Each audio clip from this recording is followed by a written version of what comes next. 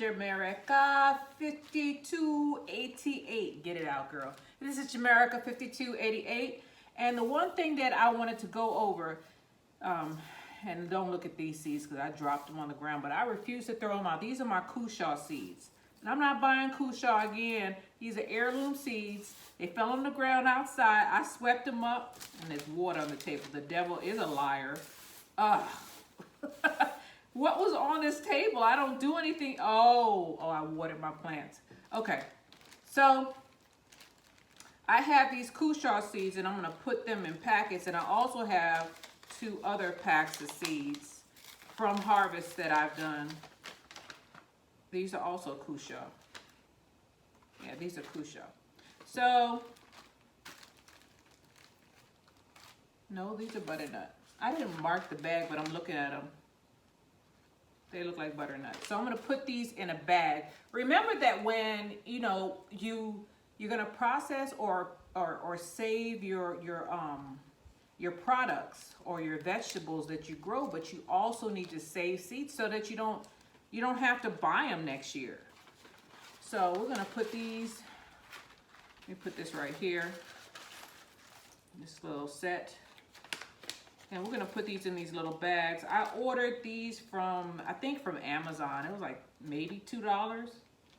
And it's just, what are they called? Resealable poly bags, 2 millimeters, 2 inches by 3 inches.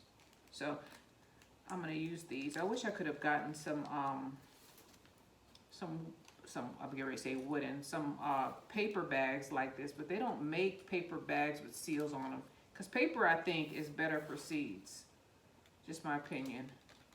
I think if there's any moisture in the seed, if you don't dry them out properly, paper will give them a better chance of not mildewing. But I've dried these seeds out, or this set of seeds out, for weeks. The ones that were in the envelope. They've been in the envelope for a little while.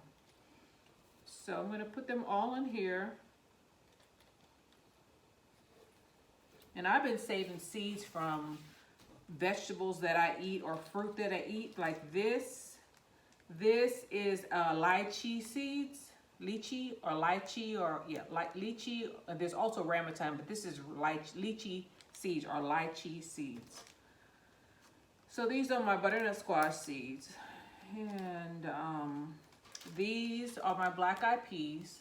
My black-eyed peas didn't do that well, but hindsight 2020, maybe I should have left them in pots because the soil and the shade didn't do them enough justice. This piece of hair on there. So save your seeds. So these are all Cushaw. And I think I'm going to go and get a bigger bag for the Cushaw. Well, you know what? I'm going to separate the seeds that look juicy from the ones that don't. So I can feel the difference in the seeds. I dried these out overnight on a strainer, and they fell on the ground this morning. They didn't get wet, but they fell on the ground. I'm just gonna take the ones that feel like they're filled up with fibrous material. Put these over here. The grade A seeds and the grade B seeds. The grade B seeds are gonna go, I'm gonna throw it out in the yard, and if God wants it to sprout, well then it will. I'll put it in the Cushaw area. How about that? Give it the opportunity to thrive. Throw some dirt over and hope for the best. The more I do this, the more I realize, that you reap what you sow most of the time. If God wants you to have it, you're gonna have it. But you got to work for it. You don't just get it. If I didn't put any seeds in these little pots and nurture them, sometimes for months, prior to putting them out in the yard, I wouldn't have had a garden. I think I bought maybe 3 starts, maybe. And those were because I wanted the trays. You remember that? I bought, what did I buy? I bought some Lantana, which around here is a perennial. So once you put Lantana down, I'll have it for years. So that was a find. And then I bought some watermelon. And at that time, my watermelon seeds had not matured enough for me to put them in the ground yet. I do have other watermelons now, but at that time I didn't. So I was like, okay, well, I'll pay. And it seems like at the supermarket, the seeds are they're like half of what it costs at the big box stores. So if you can't find starts, because fall, it's time to plant for fall. I already have 3 trays going. It's time to plant for fall if you want a fall crop. Start your seeds now so that you'll have seedlings, mature seedlings, or the seedlings that are big enough by August, so that fall crop you can get that in and hopefully get another harvest in November or late October. It doesn't get really cold around here till around November. Sometimes it doesn't get cold around here till February. Depends on the year. You gotta be patient though. You see I'm going through these seeds patiently. I learned a thing on patience yesterday. I was hatching some chicks, and I decided to help some of them out of their shell, and they passed away. So, lesson learned. Do not mess with nature. Let it be.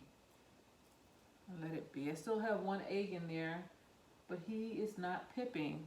So, well, right now I have 3 chicks. Last time I put, I think, 6 eggs in there, and I got 2 to hatch. The rest of them were not fertilized because I threw them out and they were just rotten yolks. This time, all of them were fertilized. White is doing his job. Rudy is trying, but he stays in jail. He's in jail right now. As soon as he gets out of jail, he has a conjugal visit with with Cutie, and then he makes noise, and I put him right back in jail. You know, the definition of insanity is doing the same thing over and over again. However, back to the chicks. I'm going to do it again, and this time, I looked at another video. I am not opening that thing. If one hatches, I'm going to give, they say that a chick can live off its yolk for approximately 24 hours. So that's what I'm going to do. I'm going to wait 24 hours before I pull them out of there, because they seem to hatch at the same time. I had 2 that did not hatch, and 1 is still in there. So the other ones hatched yesterday, so it's been an additional 24 hours, and there's no signs of it pipping, so we'll see. There's something in there though.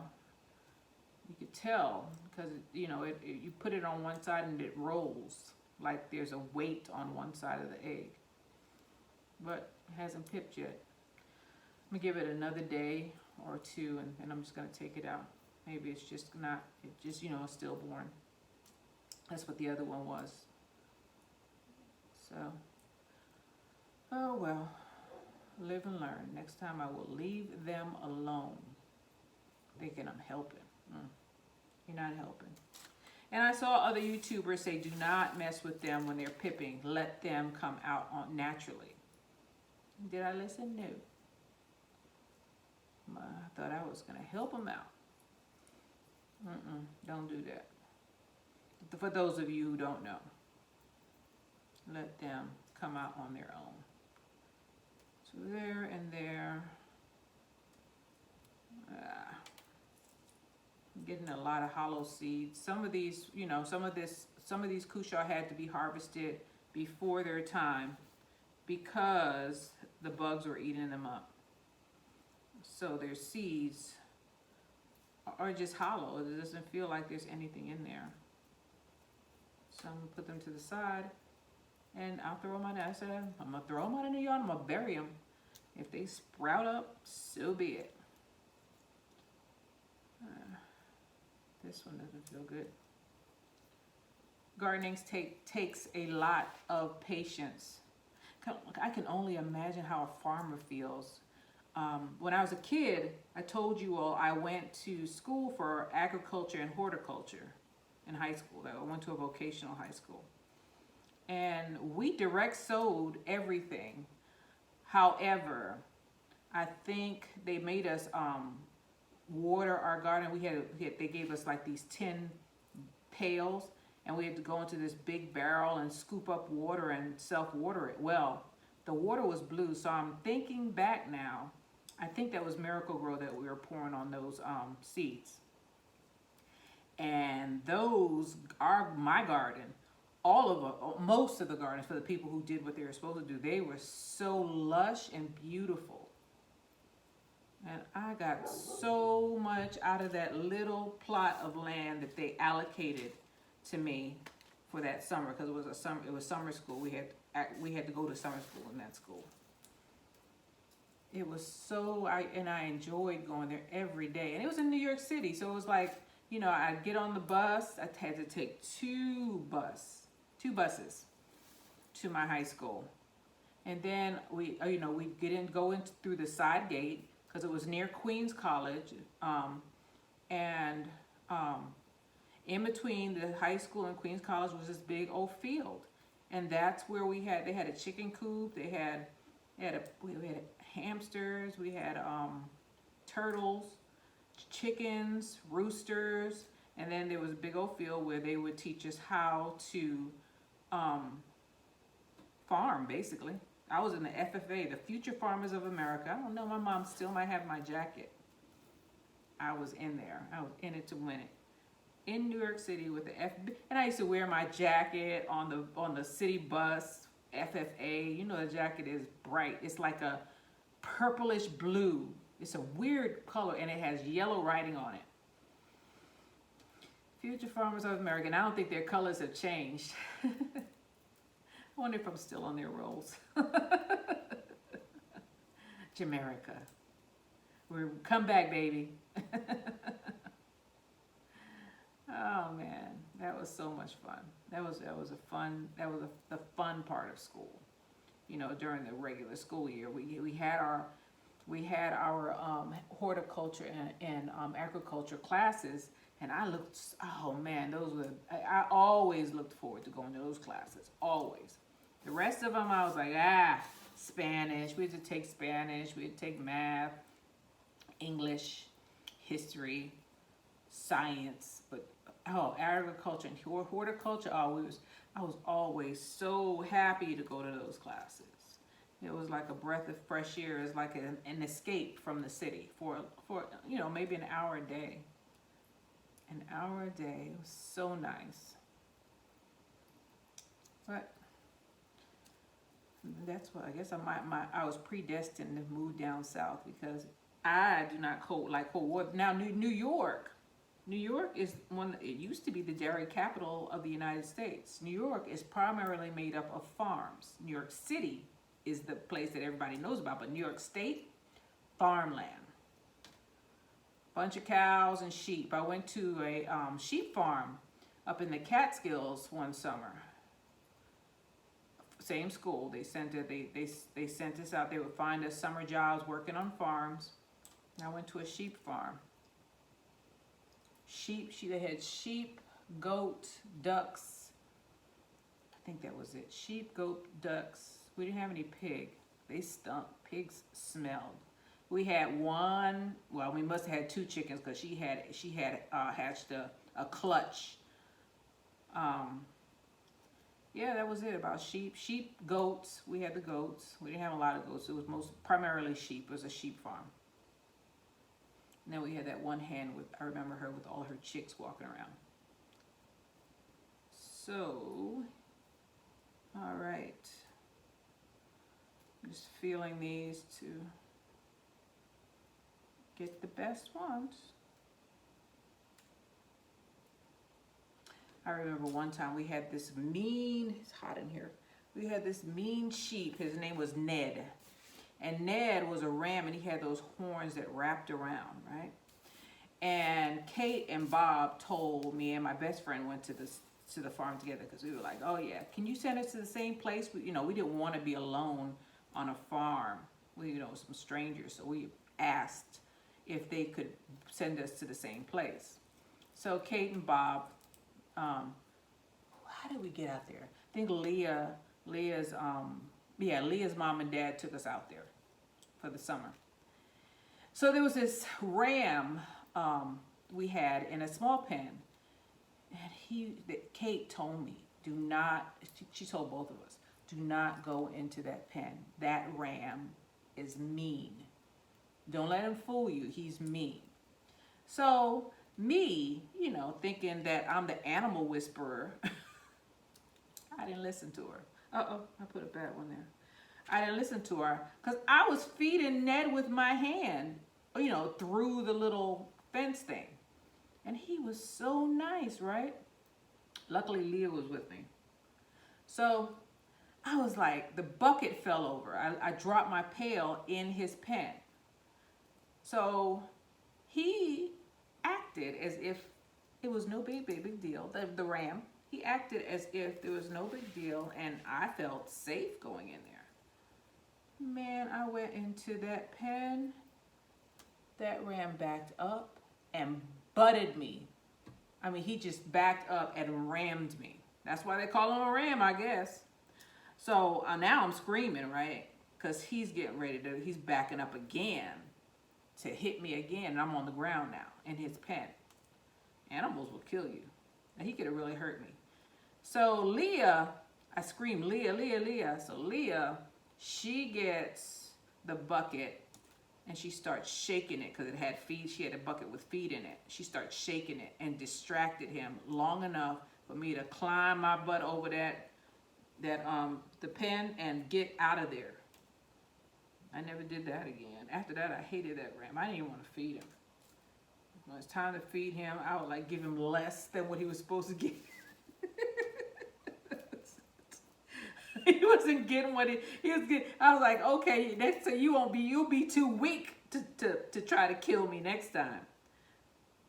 I said, I never. Oh, and then I remember one time we used to go to they'd have these, sometimes we go to a restaurant and they paid us weekly. They gave us a little bit of money. But for us, it was a lot. So we'd go out to dinner, and one time we came back and I remember Bob driving the pickup truck. We were in there and we're all talking and laughing, and we looked over and Ned was out. He was out. I had already had my experiences with Ned. Ned was out, and he was like we went up the winding road into the farm, and as we turned the corner, there he was, right there on the road, eating some grass. He just looked at us and kind of bowed, and I don't know who got him because it wasn't me. And I guess Bob went and got it, or Kate. I don't know how they got that big sucker back in his pen, but they did. I was thoroughly distraught when I saw him. I didn't even ask any questions about how we were going to get him back in there. All I wanted to do was get in the house and go to my room. I didn't want nothing to do, nothing. I didn't want none of that smoke. That darn ram was mean. I could feel the pain right now. He tried to hurt me. So, word to the wise when somebody tells you. And then this is, oh God, they had an electric fence, right? So, on farms, if they run wire on their fence, they have this electric fence that's like a pulse. It'll zap you and then it stops. It zaps. And it's just to get the animals' attention. It's not, you don't want to electrocute your animals. It's to give the animals enough pain where they won't go near the fence. Every now and then, a lamb, mostly lambs, not the full-grown sheep, will get wrapped up in the fence, and then they get bah, right? So me, again, being the animal lover that I am, I would try to get them loose. Well, that's a mistake. If someone or something is being electrocuted, don't touch it. Don't touch it. They're conducting that electricity, and that electricity will go from their body into yours. Don't touch them.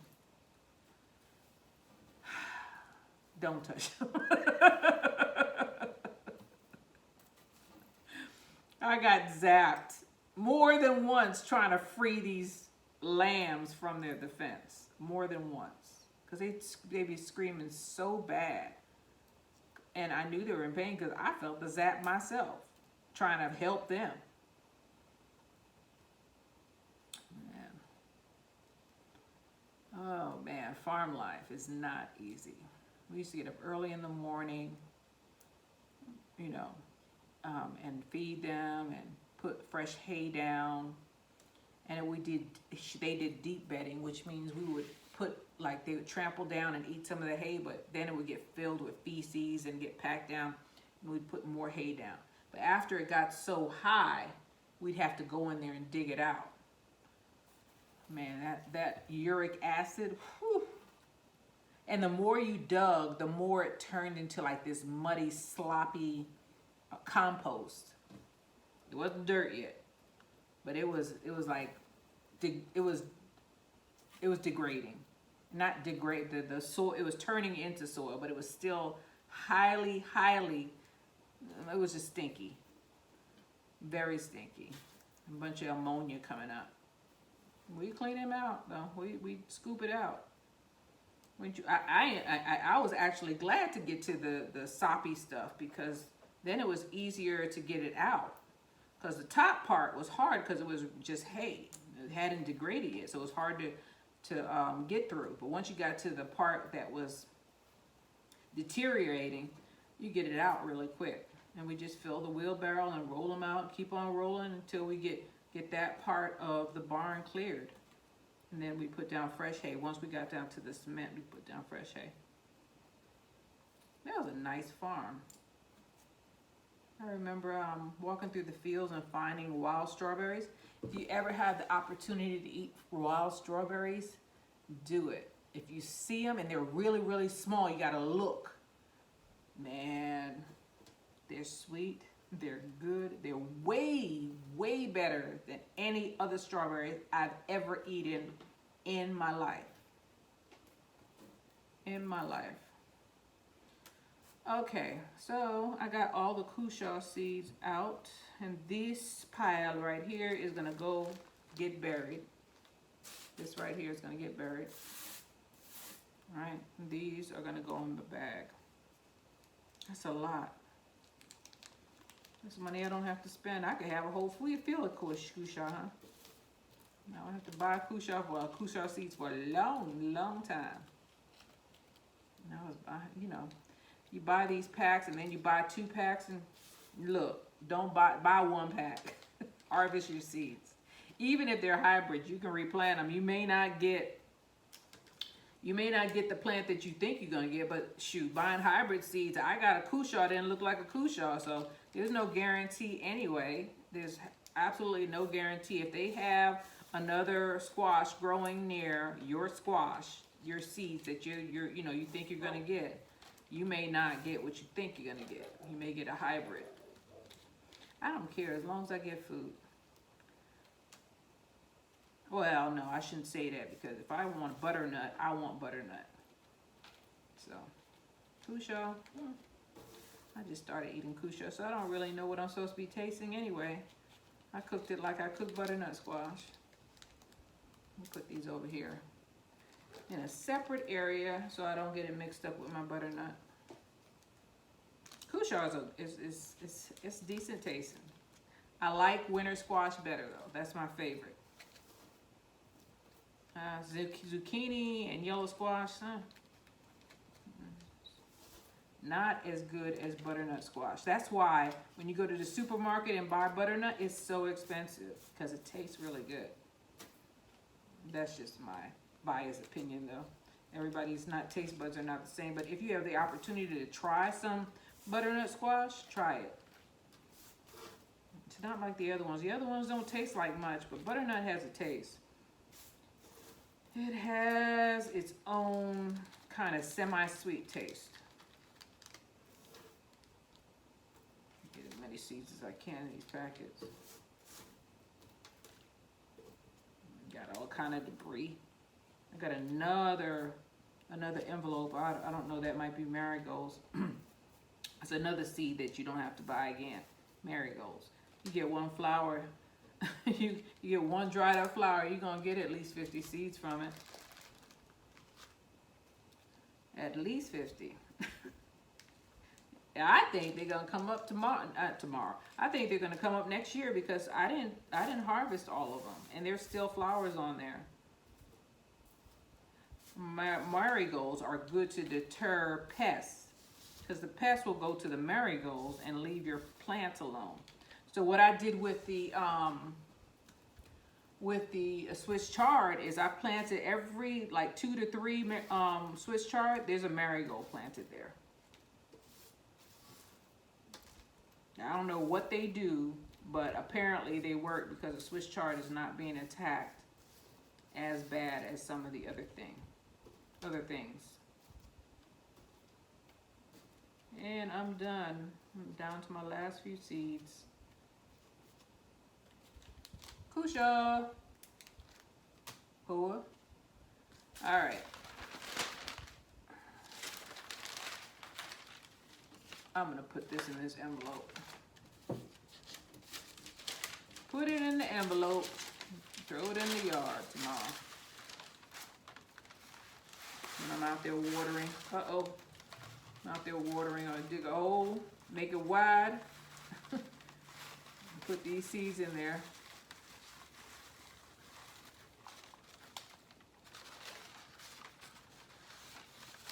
Okay. Yeah, this is for tomorrow. On to the next. What's in number 26? I think is marigold seeds.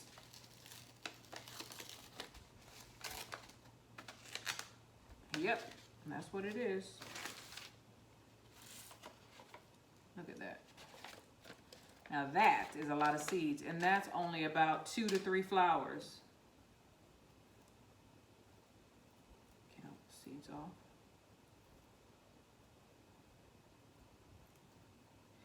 I think I dropped a flower out there. I'm going to bring one out and show you how I harvested this. Just a second. Hopefully I can find it because it's getting dark. It is dark, actually. Just a second, guys. I must have hawk eyes because it's dark out there, and I kind of remembered where it was. First, I'm going to put these dried seeds into a packet because I don't want to mix them in with that. That one seemed like it was a little moist. It needs to be dried out. But then after I put these in, I'll show you how I harvested the seeds from the marigold. Super easy. Oh, and to think I paid 25 cents. 25, I'm complaining, 25 cents. I paid 25 cents and now I have over 100, 200 seeds. And there's still flowers out there to be harvested.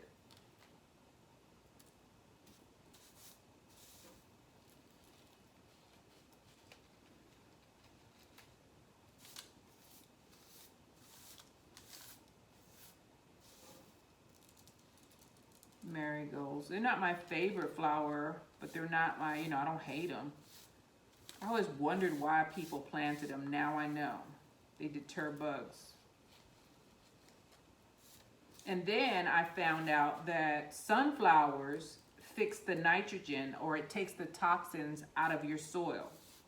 So if you have some soil that you suspect has something in it that is not good for your plants, plant some sunflowers there. They'll drag, somehow the sunflower drags all the toxins out, sucks it out of the soil.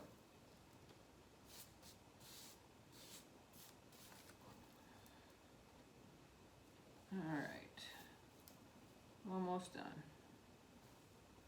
Leave no seed behind.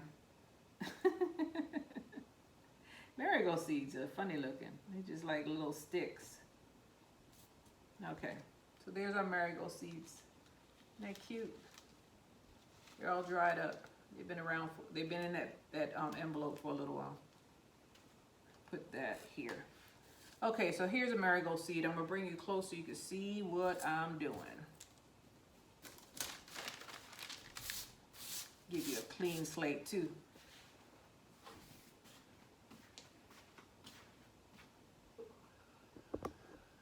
Here we have a marigold dried up. You see that? It's all dried up, right?